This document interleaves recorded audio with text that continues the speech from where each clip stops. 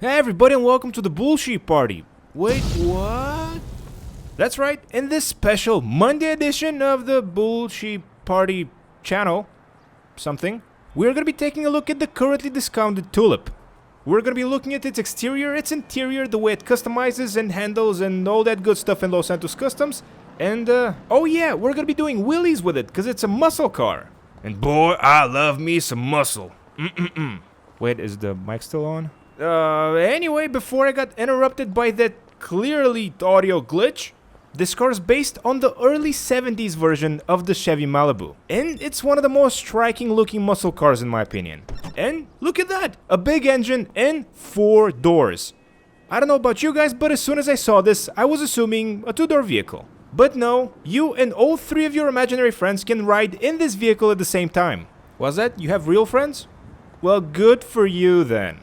And with the exterior pretty much taken care of, it's time to step in, look at the interior, and most importantly, listen to how the vehicle sounds. And my first impressions of the interior are that, well, it has some. I'm gonna be honest with you guys, the interior sucks. But maybe the exhaust note's gonna make up for that. Love me some big American. I said engine! I said engine! I mean, the other guy did. And with that, here's a stock wheelie for you. Not impressive. And let's see what type of drivetrain this vehicle has. And with it being a muscle car, of course it has a rear-wheel drive. I mean, what idiot would make an all-wheel drive muscle car? Oh. And with that, we're off to Los Santos Customs to customize this. And on our way there, I'm gonna share with you my initial thoughts on the stock version of this vehicle. And in case you're wondering, yes, this vehicle is available at the Southern San Andreas Super Autos website. And this week is on discount for $430,000. And if you're interested in buying it, just make sure you don't pick the blue color, cause it's horrible. Anyway, back to the action, and my initial impression of the Tulip is that it's very muscle car-y. It feels exactly how you expect it to. See? Perfectly controlled, no problem. People tell me I can't drive. The suspension is a bit flimsy, but that's to be expected.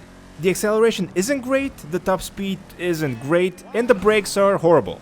So, all in all, it's a pretty faithful representation of a muscle car. That said, even though the review isn't glowing at this point, I really like the way it drives. It doesn't need to be the fastest car or the best accelerating car to be good in my eyes. I think what we have here is a very good base, and I really can't wait to see what we end up with as soon as we leave Los Santos Customs. And something that I don't usually do in my review videos is show the sell price of the vehicle that we're talking about. But seeing how this one's discounted, it was a good assumption to think that most of you would like to know if the discount affected the sell price, and of course it did. And in case you're wondering, the regular resale price of the vehicle is $430,000. Exactly what we paid for it this time. Okay, that's to be expected, but let's see what this 2019 released vehicle has in terms of customization and performance. And as always, of course, we're gonna go over all the performance options first, this way we don't forget anything at the end. And that also allows me to just skim over all the customization to see what I'm in for. And judging by what I just saw, we're not in for much. And seeing the front bumper selection, I definitely can second that. And I gotta say I'm a bit disappointed by this one, since this is as I said, a 2019 released vehicle. I was expecting probably a bit too much of it. Perfect. And in case you couldn't see the difference, don't worry. No one could. And I just want to talk about a little bit about the thing that really annoys me about GT Online and the way they handled muscle cars. As you guys probably know, muscle cars and chrome elements go together like ham and cheese. Like peanut butter and jelly. Like snow and Miami. Anyway, the point I was trying to make is that it's very difficult for me to imagine a classic muscle car without chrome elements. And sadly, ever since GT Online was released, the chrome option for the paint has always been locked for me. I've never been able to meet any of the criteria of any of the vehicle types in order to unlock it. And keep in mind, I've been playing this game for over 7 years. It's baffling, it's stupid, but it is what it is. We're not gonna have chrome, I guess.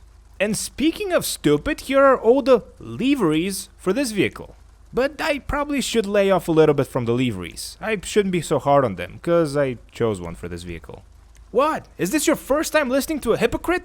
What? It is? Well, I'm sorry then. And if you're actually paying attention to what's happening on screen, yes, the blue license plate looked great, but I don't plan on keeping this car blue. And if you're wondering, yes, putting a spoiler on it does increase traction on the traction bar. Is that gonna translate to real world traction when we're actually spinning wheels and making tight corners? I don't know, but we're gonna find out as soon as we exit Los Santos Customs. But first we need to finish customizing the Tulip. And I know, the lower the better, boobies, limbo, I made the joke last week and I'm gonna post the video right here in case you wanna watch it, or even rewatch it.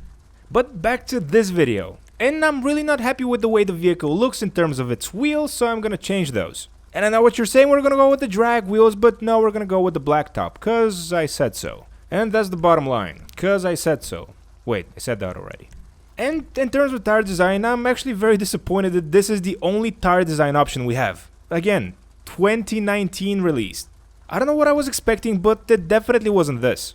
Genuinely, the only cool option that this vehicle has, in my eyes, is that first we can move the exhaust to the rear, and secondly, that we have a working collector in the front that actually moves when you're pressing the gas pedal. And in terms of choosing a color for this one, since I don't really have a pole to go by, I made the decision myself.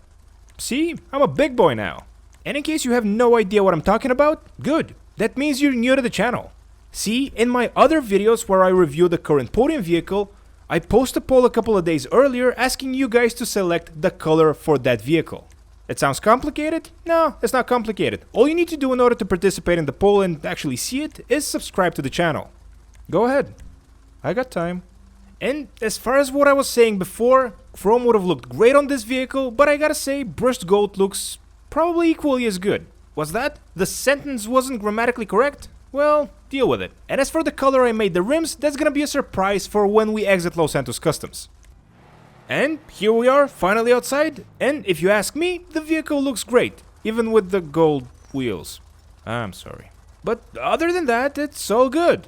And in case the first thing you're wondering is, what's the performance difference between this and the stock version? It'd be a lot. I can say this now feels like a souped up muscle car.